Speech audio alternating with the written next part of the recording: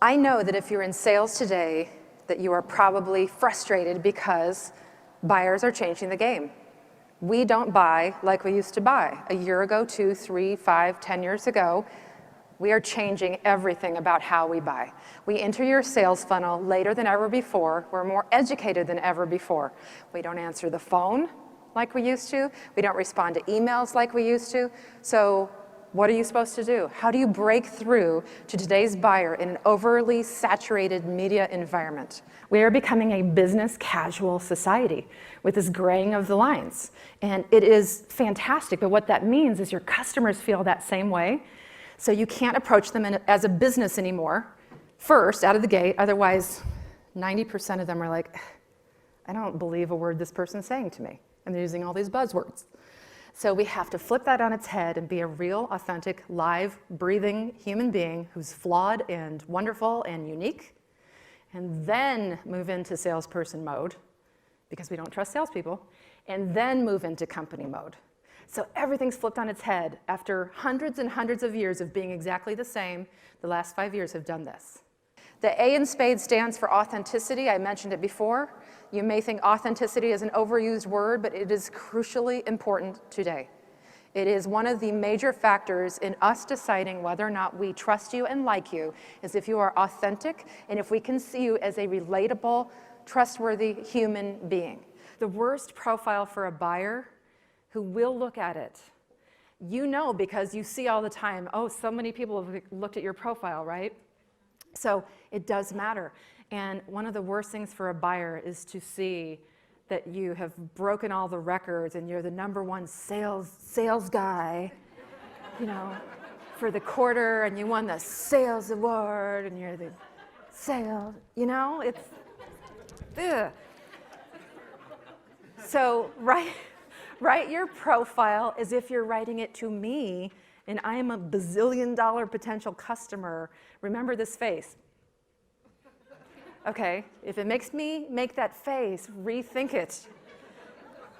E in spades stands for education. There's never been a time in our history where we as a culture have more access to information thanks to the internet than we do right now. So your clients, your prospects come to you more educated than ever before, which means that they're coming to you later in the sales process.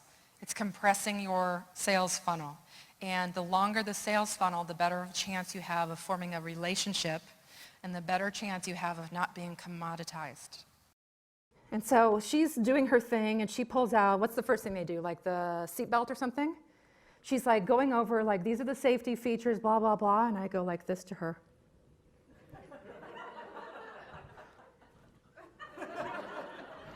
And she looks at me like, and I knew I had broken her bubble then, and then this could have gone one of two ways.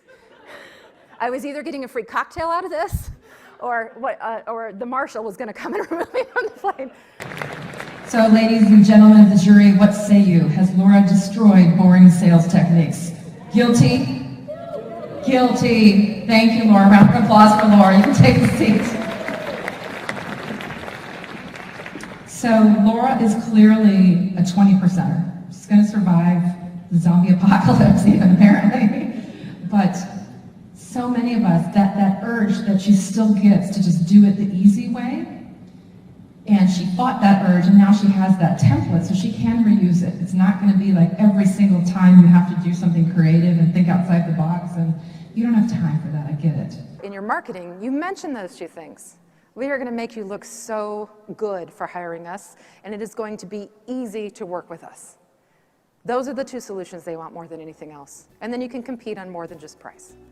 And I never, ever had aspirations to become a professional speaker. I was one of those people that would have rather swallowed glass. But these salespeople, the book resonated, and they said, will you come and speak to us? And I thought, oh, heck no, no, no, no. And the more I got asked, the more I said, yeah, I need to go do this. I need to be helpful. They want more of this and so forth. And I began to really love it and love seeing the light in their eyes when they go, why did nobody ever tell us this? My book, Don't Become Extinct, Join the Sales Evolution, is differentiation. And as a buyer for a bazillion years, I'm still sold at all the time. And what I see is a lot of salespeople coming at me with these messages that don't differentiate themselves from their bazillion competitors. And so one of the things that I like to help them with is how to tell their message differently, how to humanize their message so they don't sound like a corporate robot delivering marketing speak and use all these buzzwords. Buyers can sniff that out a mile away, and we hate that. We hate that being sold at these days. So I've spoken on 5 continents. Woohoo! Australia, no. I want to go to Australia. But I've had the pleasure of helping a lot of audiences of salespeople and business owners all over the world, because buyer behavior is frustrating everywhere. And so I've spoken in so far 13 countries. I'm super excited to continue helping salespeople wherever they may be, whether it's down the street in good old Minnesota, UFTA, or whether it's, you know, across the world, because their frustration is the same. Buyers everywhere are evolving, and salespeople need to evolve a little bit faster to stay ahead. And when they can do that, they're going to be more successful and less frustrated. One of the things that you may not know about me is I am an excellent parallel parker. I mean, I can do it one-handed. I can do it without a backup camera. I can do it parking on the left-hand side of a one-way street.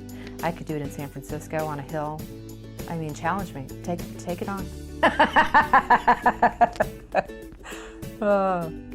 No, don't do that. That just points at my eyelashes, and I feel really I know, you're super insecure. about your Yeah, eyelashes. gigantic eyelashes. Fanning. Yes, I know. Uh, Cooling sensation. what, well, it's like, yeah. Into the camera and say, I'm really uncomfortable with these gigantic eyelashes. These are not authentic. Zoom in there as you're saying that. And just, Oh.